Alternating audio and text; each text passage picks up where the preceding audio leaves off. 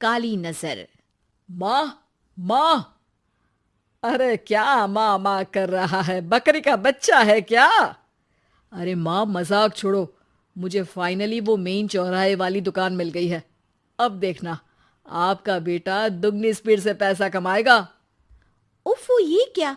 मेरी online makeup class चल रही है। इतनी जोर से क्यों बोल रहे हो आप दोनों? अरे मेरी धर्म पत्नी जी, मेकअप क्लास बाद में करना। वो चौराहे वाली दुकान मिल गई है हमको। अरे वाह! रुको, मैं अपनी माँ को फोन लगाकर बता देती हूँ। अरे मैं भी अपने रिश्तेदारों को बता देती हूँ। कितनी खुशी की बात है। हाँ हाँ, मैं भी अपने दोस्तों को बता देता हूँ। 1 हफ्ते बाद रजिस्ट्री है। बस, घर में खुशी का मौका था। उन तीनों ने अपने अपने फोन उठाए और लोगों में बात फैलाना शुरू कर दिया। और रही सही कसर श्वेता बहू ने अपने पड़ोस में सबको बताकर कर दी। अरे वर्मा आंटी, अब हम भी जल्दी कार ले लेंगे। घर का रेनोवेशन होगा और ठाट से रहेंगे हम भी। अरे, ऐसा क्या हुआ? लॉटरी बाटरी लग गई है क्या? अरे, इस बार चौराहे वाली मॉल में हमको भी दुकान मिल गई है। दुकान नंबर 21, जो एकदम चौराहे पर है। अब ग्राहक बढ़ेंगे तो आमदनी भी बढ़ेगी ही ना। अरे वाह, कितनी खुशी की बात है। मैं बहुत खुश हूँ तुम्हें इतना खुश देख के। बाकी एक बात कहूँ, सबको मत बताते फिरना। किसी की नजर लग जाएगी तो खुशी की खबर वापस लौट जाएगी। हैं? ऐसे थोड़ी ना होता है। अब डरा रही हो। अरे सही कह रही हूँ। काली नजर कहते हैं इस चीज को, जब आप किसी को कुछ बताओ और वो काम बिगड़ जाए। अरे लेकिन मैं तो। तुमने सबको बता दिया ना? हाँ, फोन लगा लगा के। अब बच के रहना। काली नजर बड़ी खतरनाक होती है। श्वेता इतनी खुश रहती है कि वो वर्मा आंटी की बात पर ध्यान ही नहीं देती, जबकि पड़ोस में और भी लोगों से खुशी की खबर शेयर करती रहती है। अगले दिन राजेश बहुत दुखी होकर घर आता है।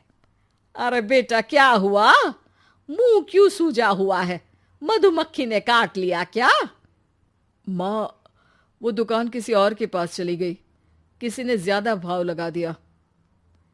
अरे पर बात तो आपसे हुई थी ना उस दुकान वाले की। हाँ, आज मैं टोकन अमाउंट देने गया था, तब मुझे पता चला। कोई आकर सुबह मुझसे पहले ही ज्यादा अमाउंट दे गया। काली नजर। क्या?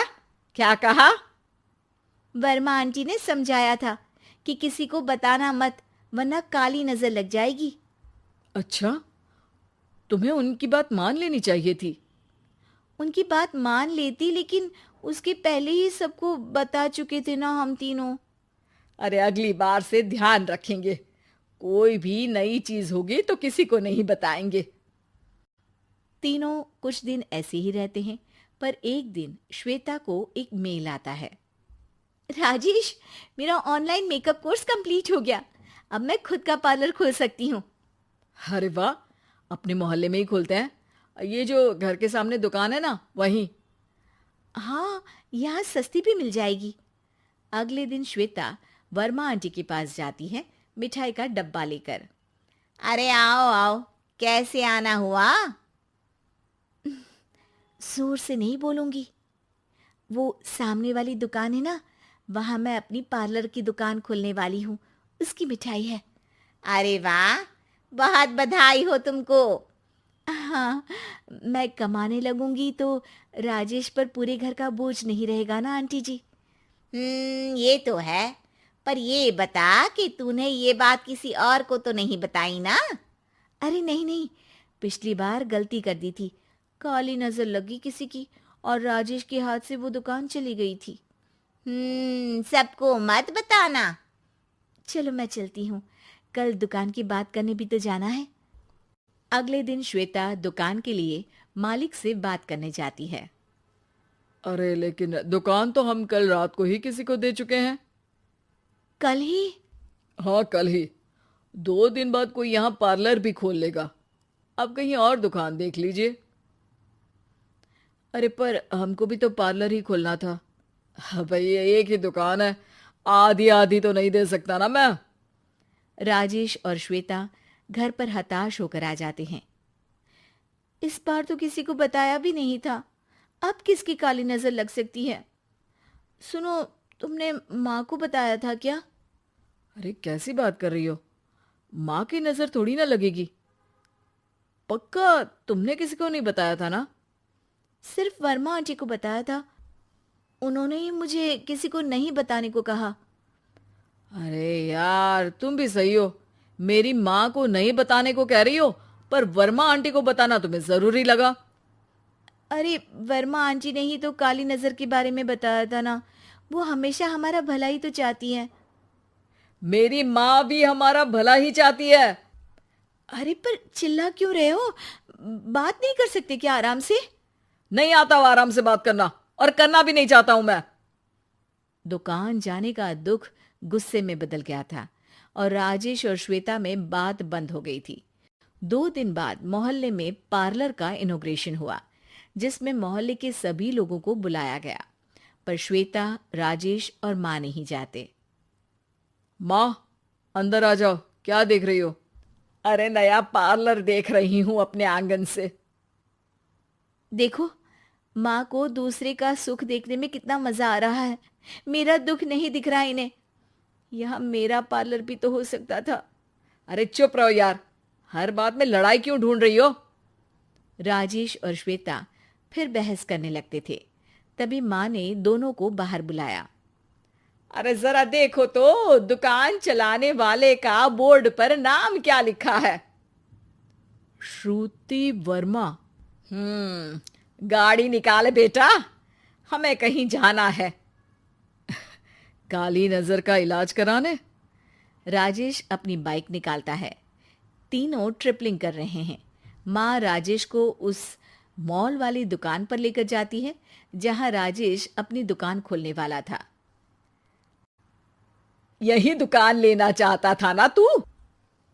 हाँ, पर इनको भी दुखी करने लेकर आई हो क्या यहाँ पर दुकान दिखाकर? वहां काफी नहीं था? अरे श्वेता, थोड़ा सब्र रख, अभी पता चलेगा कि हम यहाँ क्यों आए हैं। बता, इस दुकान चलाने वाले का नाम क्या है? अनुपम वर्मा। कुछ समझ में आया? वो दुकान वाली श्रुति वर्मा, ये दुकान वाला अनुपम वर्मा, और हमारे पड़ोस में हमने उस दुकानों के बारे में बताया किसको था? वर्मा आंटी को। मतलब वर्मा आंटी ही हमारा काम बिगाड़ रही है? नहीं नहीं, ऐसा नहीं हो सकता, ये बस इत्तेफाक है। राजेश अपना फोन निकालता है और श्रुति वर्मा और अनुपम वर्मा के नाम फेसबुक पर सर्च करता है, जहां ये दोनों ही वर्मा आंटी के रिश्तेदार होते हैं। श्वेता को समझ में आ जाता है कि वर्मा आंटी की ही नजर खाली नजर है। अब क्या करना है? कोई भी खुशी की खबर हो तो काली नजर से बचना है, यानी वर्मा आंटी से बचना है। अरे पर मुझे ये समझ में नहीं आया कि वो हमारे साथ ऐसा क्यों करेंगी। अरे बेटा, एक सीख है, दूर के आदमी को आपकी तरक्की से कम परेशानी होगी, पड़ोसी को ज्यादा। दोनों माँ की बात में हामी भरते हैं और अगला काम चुपचाप करने की कसम खाते हैं, ताकि आगे से वर्मा आंटी कोई काम ना बिगाड़ सके।